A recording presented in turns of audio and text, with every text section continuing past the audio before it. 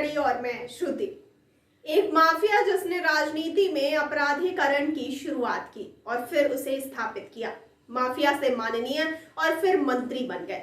चुनाव हारे तो विरासत बेटे विनय शंकर तिवारी को सौंप दी।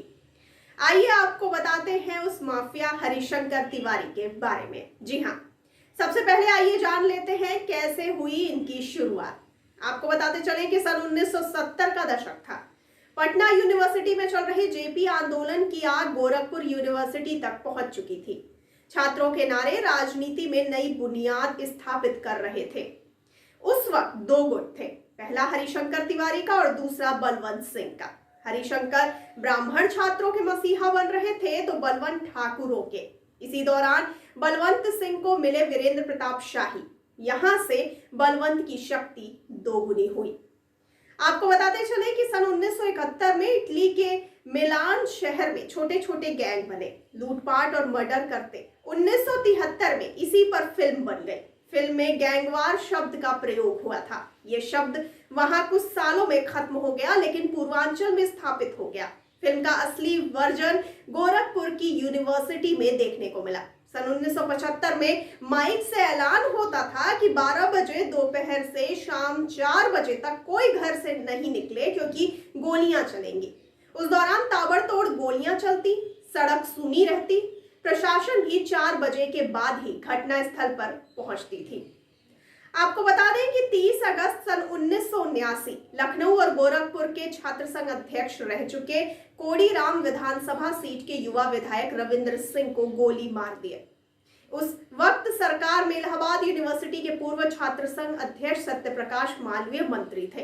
रविंद्र के लिए तुरंत में स्टेट प्लान की व्यवस्था की गई, लेकिन उसके पहले ही रविंद्र की मौत हो गई।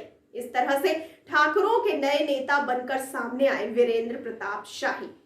आपको बताते चले कि वीरेंद्र अपने महाराजगंज में तो हरिशंकर तिवारी गोरखपुर में दरबार लगाते। लोग अपनी समस्याओं को थाने या कचहरी में ले जाने के बजाय इनके दरबार में पहुंचते और तुरंत निपटारा हो जाता था।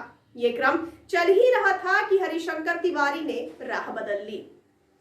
आइए अब जानते हैं कि कैसे जेल से चुनाव जीत गए वे। आपको बताते चले कि सन 1985 में हरिशंकर तिवारी जेल में बंद थे। माफिया से माननीय बनना था, इसीलिए चिल्लूपार सीट से निर्दलीय प्रत्याशी के तौर पर नामांकन कर दिया। हरिशंकर तिवारी के लोगों ने प्रचार किया। नतीजा आया तो हरिशंकर ने कांग्रेस के मार्कंडे नंद को 21,728 वोटों से हरा दिया।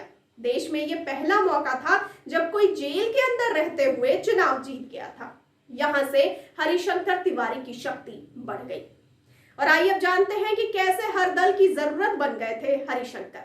आपको बताते चले कि सन 1996 में कल्याण सिंह की सरकार बनी तो साइंस एंड टेक्नोलॉजी मिनिस्टर वे बने।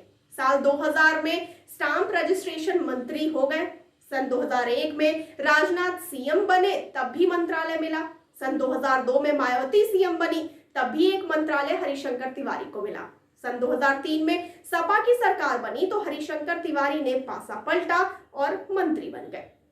और आइए अब जानते हैं कि सन 2007 से अस्त की तरफ कैसे बढ़े हरिशंकर। आपको बताते चले कि हरिशंकर तिवारी हर पार्टी में रहे। सन 1996 से जिसकी भी सरकार बनी सभी में मंत्री बने, लेकिन 2007 से उनकी सियासत खत्म होने लगी। बसपा के टिकट पर चुनाव लड़ रहे पूर्व पत्रकार और शमशान बाबा के नाम से मशहूर राजेश त्रिपाठी ने हरिशंकर तिवारी को 6,933 वोटों से हरा दिया। 2012 में वह फिर से चुनाव में उतरे। यहां फिर से बाजी राजेश त्रिपाठी ने मारी। हरिशंकर तिवारी चौथे स्थान पर पहुंच गए। इसके बाद उन्होंने तय किया कि अब चुनाव में वे नहीं उतरेंगे। आपको ये भी बताते चलें कि 2 लगातार हार के बाद हरिशंकर तिवारी ने चुनाव लड़ना बंद कर दिया। उनके बड़े बेटे कुशल उर्फ भीष्म तिवारी सन 2009 में खलीदाबाद सीट से बसपा के टिकट पर सांसद बने, लेकिन 2014 में बीजेपी के शरद तिवारी और 2019 में प्रवीण निषाद से चुनाव हार गए। भांजे गणेश शंकर बसपा से एमएलसी बने। पार्टी ने दिसंबर 2021 में उन्हें पार्टी से निकाल दिया।